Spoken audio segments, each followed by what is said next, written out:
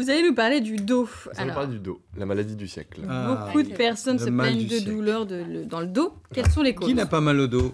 Ouais, c'est vrai. Tout le monde. Justement, on va y revenir avec ce petit chiffre après. Ouais. Ah non, moi j'ai souvent mal, je suis bloquée dès que je suis stressée. Moi j'ai mal aussi, Jeanne a mal aussi. Tout le monde a mal au dos. Tout le monde a mal au dos. Julien, vous êtes notre sauveur ce matin. Alors, quelles sont les causes? La première a peut-être d'ordre mécanique, comme le fameux lumbago, on connaît tous, qui est le tour de rein. En fait, on connaît tous le nom de tour de rein, alors que ça n'a rien à voir avec les reins.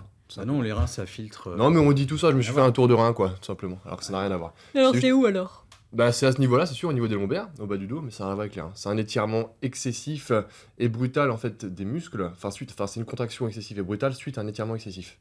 Ah, faut pas trop s'étirer. En fait, mes muscles vont se contracter parce qu'ils se sont étirés brutalement. Je me suis baissé pour prendre une charge lourde, du coup, les muscles se sont étirés et ils vont se contracter pour protéger la colonne vertébrale, tout simplement. On peut retrouver les hernies discales, la sciatique, les tassements vertébraux. Dès qu'on a mal au dos, en fait, c'est les muscles qui réagissent pour... Pas forcément, ça c'est l'ordre mécanique. On peut avoir des origines inflammatoires comme la spondylarthrite axiale ou des malformations congénitales. La spondylarthrite axiale. Vous connaissez bien. Non, moi je connais plus le lumbago. Effectivement, on se baisse et là c'est le drame. Voilà. Au moment où on remonte, ça fait et on bouge plus. Ça fait mal. Ouais, ça fait mal. Voilà. Donc, il y a quoi d'autre? Après, on a d'autres pathologies, mais en termes de chiffres, vous le disiez tout à l'heure, Laurent, on y est tous sujets. Effectivement, 80% des Français, enfin des gens, seront sujets au moins une fois dans leur vie à une maladie, à un problème de dos, en fait. Donc, on y est tous confrontés. Et ça dépend bien entendu des métiers. La localisation de la douleur dépend et corrélée avec le métier ou l'activité que vous exercez. Les métiers dits manuels, on retrouve les douleurs la plupart du temps au niveau du bas du dos, les lombalgies, suite au port de charge lourde ou alors un mauvais placement des jambes. Et les métiers dits de bureau, vous retrouvez des problèmes au niveau du haut, en fait, du dos, les cervicales, suite au fait que je fixe un ordinateur, un écran et un enroulement, en fait, des épaules. Donc on est comme ça, et puis voilà. Ça fait aussi mal que... Et ça se développe de plus en plus avec les téléphones portables. Ah bon? Souvent la tête baissée. Moi, toute la journée, quand Malika m'envoie des textos, je n'arrête pas, je vais arrêter, justement. Il y a mal là, voilà. Et du coup, ça fait mal au niveau des cervicales, des cervicalgies. Ah oui, d'accord. Bon, mais qu'est-ce qu'on peut faire alors? Qu'est-ce qu'on peut faire? Bah, quand le problème est là, une fois qu'on a dit ça, quand le problème est là, on va voir le médecin, on va voir le kiné, on va voir l'ostéopathe pour essayer de le résoudre. Après, on peut le traiter en amont, en prévention, avec notamment des exercices du renforcement musculaire, comme on va le voir sur la petite vidéo. En salle ou pas forcément, on peut le faire chez soi. Ou au bureau. Ça, c'est une bonne nouvelle.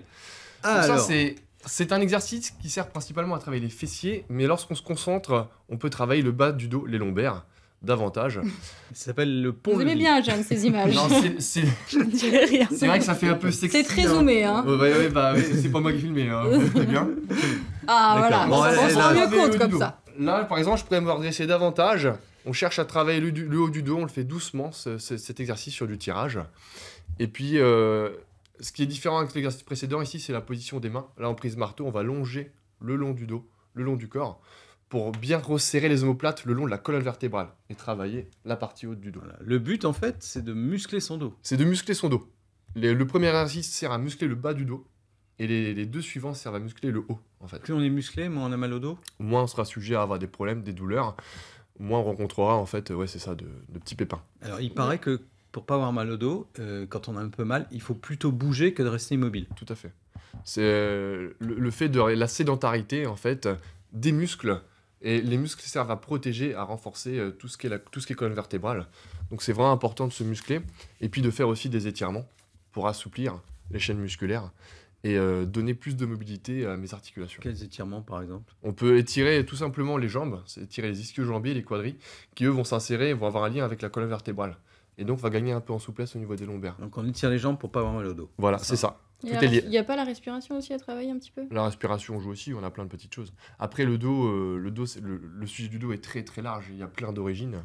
Et on peut trouver plein de choses. Globalement, faire du sport, normalement, c'est très bon pour le dos. C'est très bon pour le dos. Il n'y a aucun doute. Et alors moi j'ai trouvé une petite appli, c'est la CPAM, la Sécu qui fait ça. Ouais. Une petite appli sur le téléphone, un programme pour le dos justement, avec des petits exercices à faire tous les jours. Vous le faites, Laurent?